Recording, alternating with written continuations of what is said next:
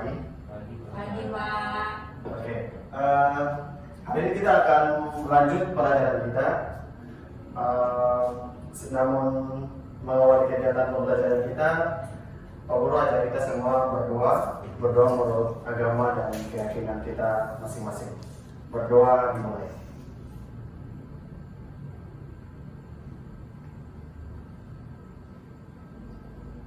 Berdoa selesai. Oke. Bagaimana kabar kalian? Baik, Pak. Sudah siap untuk mengikuti pelajaran hari ini? Siap, Pak. Ya. Pak Guru mau tanya dulu. Minggu kemarin kita belajar tentang apa? Hari ini kita akan masuk di materi kalor untuk pertemuan kedua. Minggu kemarin? Suhu, Pak. Suhu, Pak. Ada lagi yang masih ingat? Ya Pak, tentang kalor Pak, penelitian kalor. Ya, penelitian kalor. Kemudian ada rumus kalor juga, bentuk rumus perhitungan kalor. Ada yang masih ingat rumus perhitungan kalor? Q sama dengan? Ini sama dengan M kali C kali delta T. Ya, yang lain masih kenapa masih bingung atau lupa atau pura-pura lupa? Lupa masuk saya di sini. Oke, kita akan mulai pelajaran hari ini dan untuk di langkah yang pertama, tahap pertama, Pak Guru akan menampilkan materi melalui video pembelajaran yang telah Pak Guru siapkan. Pak Guru minta kalian dapat memperhatikannya dengan baik, karena setelah itu akan ada lembar kerja individu yang harus kalian selesaikan. Iya, Pak.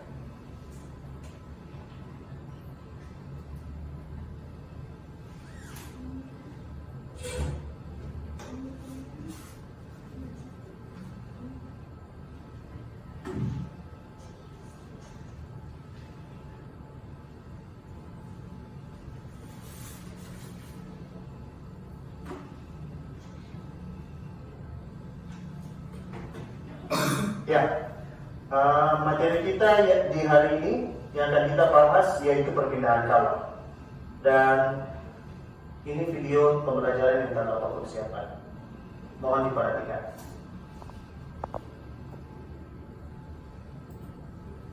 Halo sahabat cerdas, kenalkan, saya Aulia. Pada kesempatan kali ini, kita akan membahas mengenai perpindahan kalor. Tapi sebelum itu kita tahu dulu apa itu kalor. Kalor adalah perpindahan energi panas dari benda yang bersuhu tinggi ke benda yang bersuhu lebih rendah. Pada perpindahan kalor terbagi atas 3 macam, yaitu konduksi, konveksi, dan radiasi. Saat kamu menuangkan teh panas ke dalam gelas, teh itu bersentuhan dengan gelas. Panas dari teh membuat gelas menjadi ikut panas. Itu berarti kalor berpindah dari teh panas ke gelas. Teh panas yang bersuhu tinggi dan gelas yang bersuhu rendah. Perpindahan kalor seperti inilah yang disebut dengan konduksi. Secara ilmiahnya sih dapat dikatakan kalau benda yang dipanaskan, maka partikel penyusunnya akan bergerak. Jika seluruh partikelnya bergerak, itu berarti mereka akan saling bertumbukan dan terus memantul. Pemantulan inilah yang membuat gerakan partikel semakin cepat dan akhirnya suhu benda menjadi tinggi. Karena itulah konduksi disebut perpindahan panas tanpa disertai dengan perpindahan partikelnya. Pada perpindahan kalor secara konduksi, tidak semua benda menerima panas dengan waktu yang sama. Ada yang cepat menghantarkan panas, ada juga yang lambat. Hal itu bergantung pada jenis bahannya. Bahan penghantar panas dibedakan menjadi 2, yaitu konduktor dan isolator.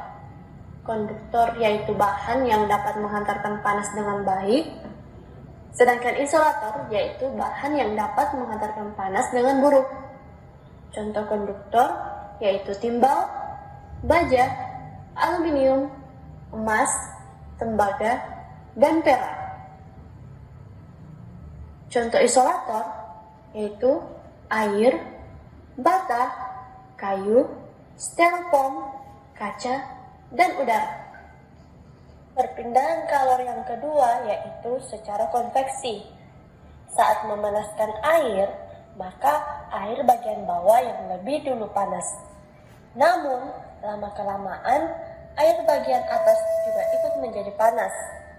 Hal ini terjadi karena saat air bagian bawah mendapatkan kalor dari panas, partikel air memuai sehingga menjadi lebih ringan dan bergerak naik.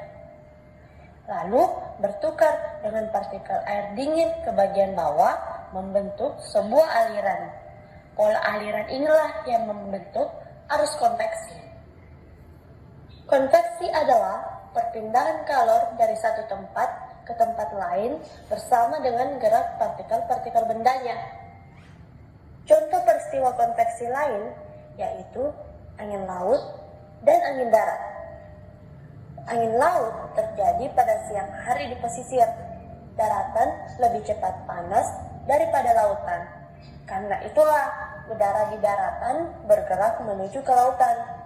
Dan udara lautan berpindah ke daratan, maka terjadilah angin laut. Angin darat terjadi pada malam hari di pesisir. Daratan lebih cepat mendingin daripada lautan. Karena itulah udara di lautan yang lebih hangat bergerak ke daratan dan digantikan oleh udara di daratan. Maka terjadilah angin darat. Perpindahan kalor yang ketiga yaitu secara radiasi. Radiasi adalah perpindahan kalor tanpa memerlukan zat perantara atau medium. Oleh karena itulah, kalian akan merasa panas saat berjalan di tengah hari yang cerah. Setiap benda dapat memancarkan dan menyerap radiasi kalor.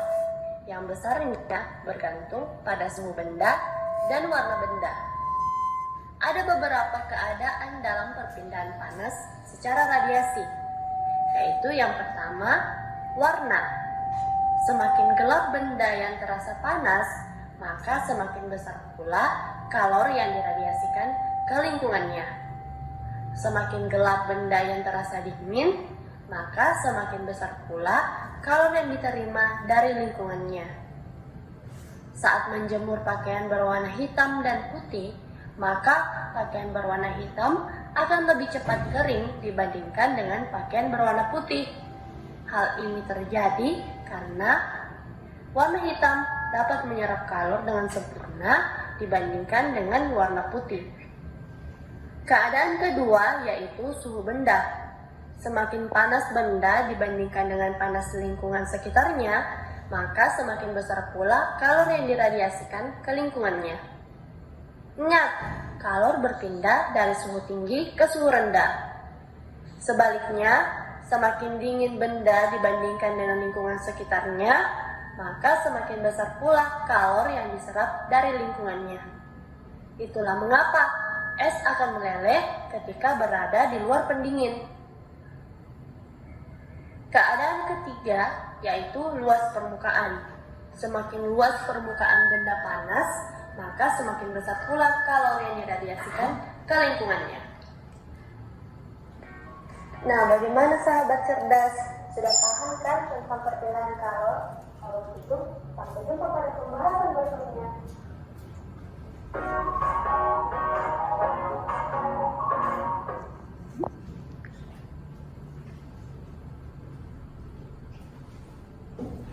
Bagaimana? Bisa dipahami? Bisa, Pak.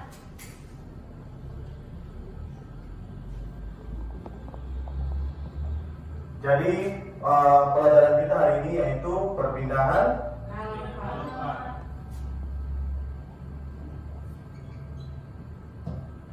kalor itu ada tiga. Ada konduksi, Konduksi, konveksi, dan radiasi. konveksi, dan radiasi. Oke, sekarang Bapak minta kalian buka link yang sudah Bapak bagikan di grup WA. Buka link itu dan Pak Guru mau cek apakah kalian sudah dari pemaparan video dan materi yang telah disampaikan dalam video, apakah kalian sudah pahami atau belum?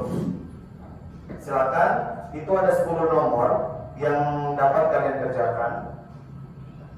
Ada 10 nomor dikerjakan dalam bentuk ini lembar kerja individu. Jadi masing-masing harus mengerjakan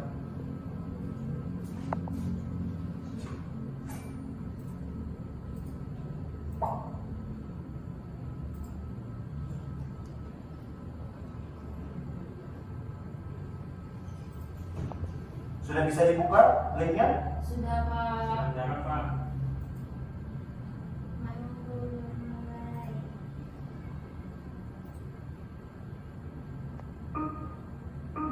Oke, waktunya sudah bisa kalian buka.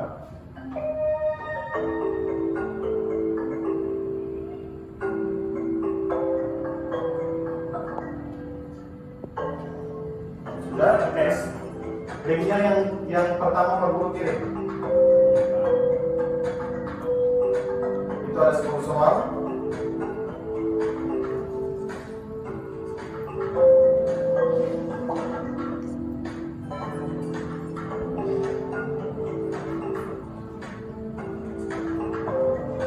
Waktunya terbatas, jadi kalian kerjakan semaksimal mungkin.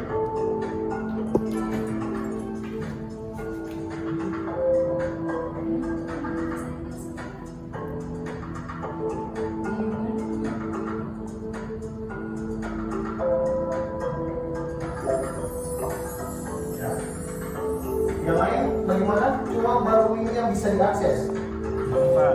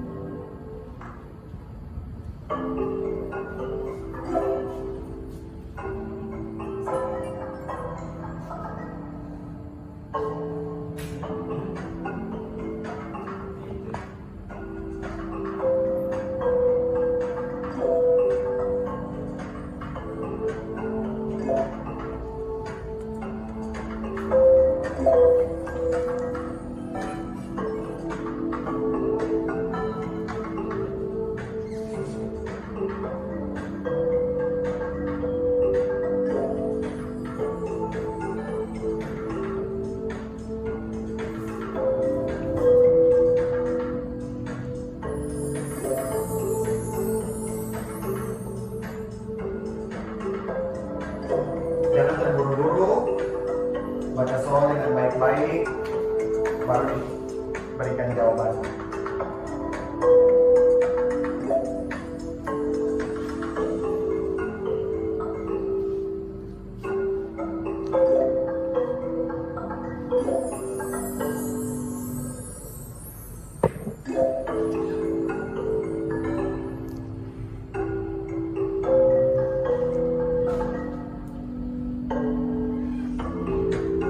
Sudah selesai atau Saya sudah Pak. sudah? Yusril sudah. Yang lain, Nina dan Willy. Sudah Pak.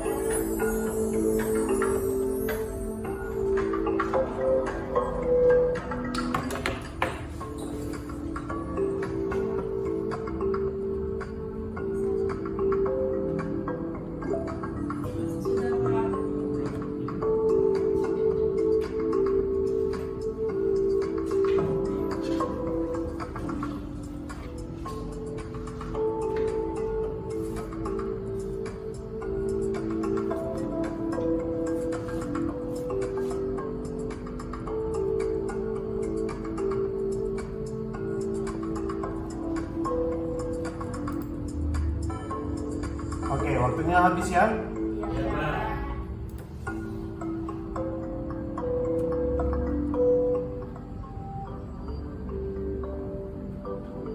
Nah, berdasarkan lembar kerja yang kalian telah selesaikan, Nina yang mendapatkan nilai sempurna.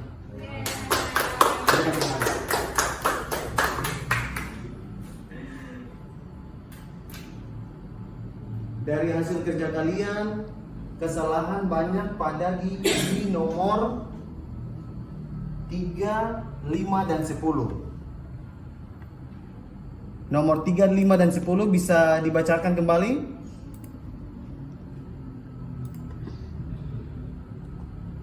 Nomor 3 yaitu benda yang dapat mengantarkan panas dengan baik disebut. Oke, kemudian nomor 5, terjadinya angin darat dan angin laut merupakan contoh perpindahan panas atau kalor secara Konvensi, Pak. Kemudian di nomor 10, gambar berikut merupakan peristiwa perpindahan panas secara ini kembang api. Kalau kembang api itu perpindahan panas secara Konduksi, Pak. ya secara konduksi ya. Nah, Pak Guru akan bahas untuk nomor yang ketiga, yaitu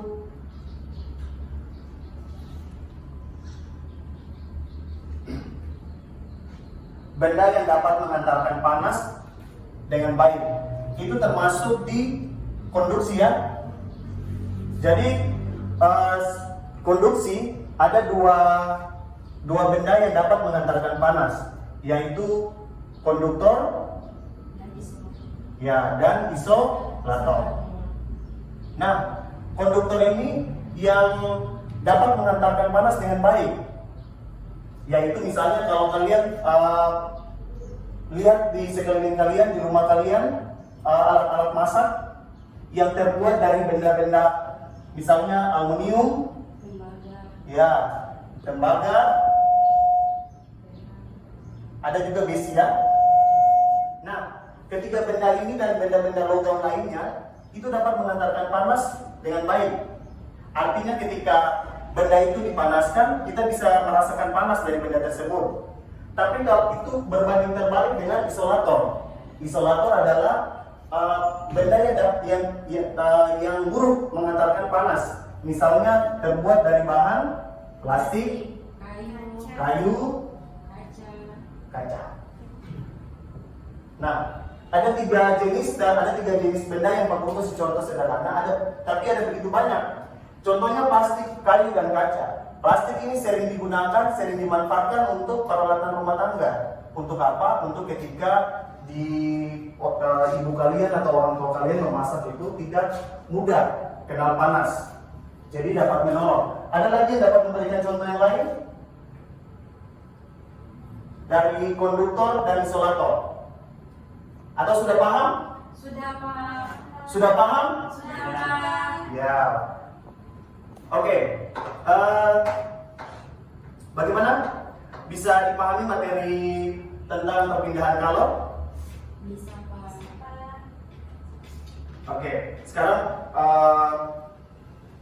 untuk mengakhiri pertemuan kita, Pak Guru minta satu atau dua orang memberikan kesimpulan dari pembelajaran kita hari ini dan apa manfaat yang kita pelajari dari materi perpindahan kalor.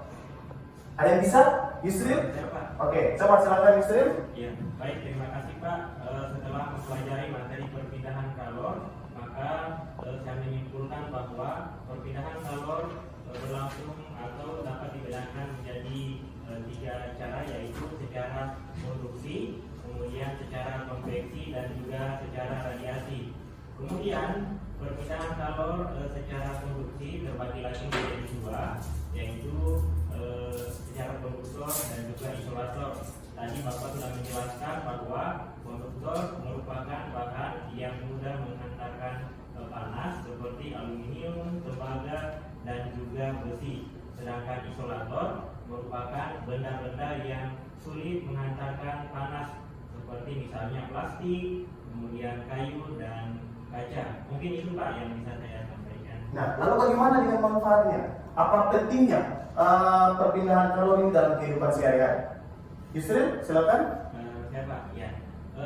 Baik, setelah mempelajari materi perpindahan kalori ini, saya mengetahui manfaat dari perpindahan kalori itu, seperti misalnya radiasi atau pancaran kalor tanpa perantara.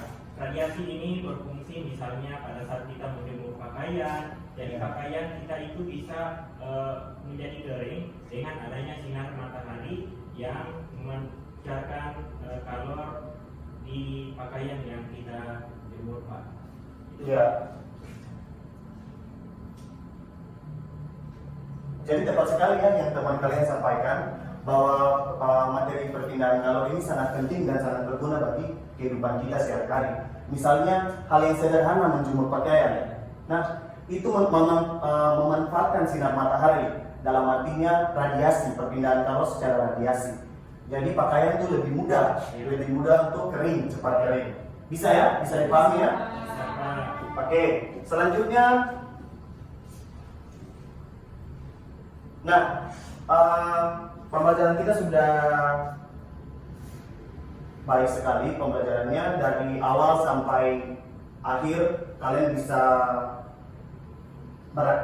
aktif dalam pembelajaran, bisa menjawab pertanyaan, bisa memberikan kesimpulan dan manfaat. Nah, saatnya Pak Guru meminta kalian untuk menulis apa perasaan kita, apa perasaan kalian ketika pembelajaran di hari ini.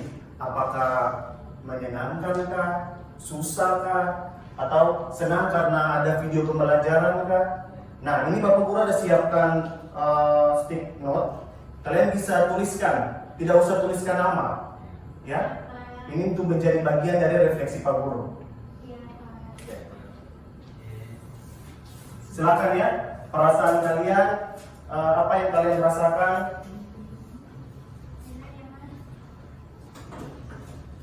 Jadi siswa sudah ada pena ya.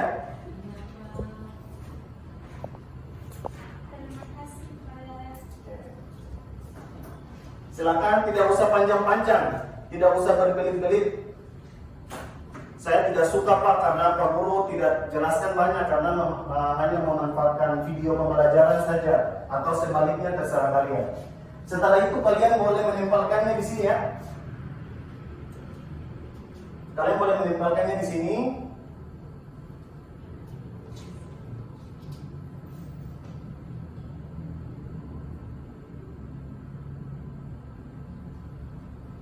Sudah?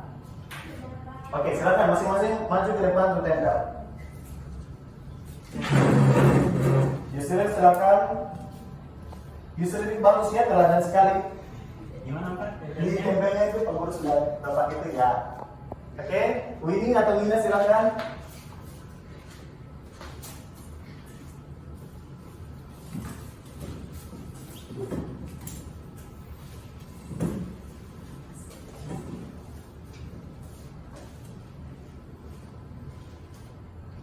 Ya, ada yang menuliskan bahwa senang karena belajar dengan video pembelajaran sehingga mudah memahami pelajaran. Kemudian saya senang belajar perpindahan kalor, wah simpel sekali ya. Kemudian ada juga saya senang karena pembelajaran ini dapat menampilkan video pembelajaran. Ya, jadi memang betul ya, video pembelajaran itu sangat membantu untuk kalian Pak Guru, misalnya Pak Guru dan kalian juga tuh untuk memahaminya lebih cepat. Oke, pembelajaran kita sampai hari ini cukup sampai di sini. Pak Guru ingatkan untuk minggu depan kita akan belajar selanjutnya, yaitu di materi penguaian.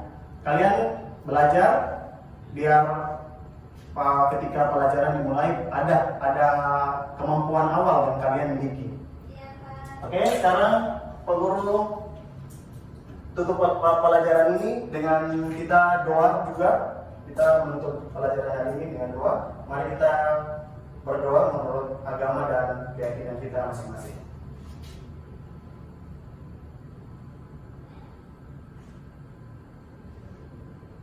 Ya, berdoa selesai. Wassalamualaikum warahmatullahi wabarakatuh. Waalaikumsalam warahmatullahi lagi dan sampai jumpa minggu depan.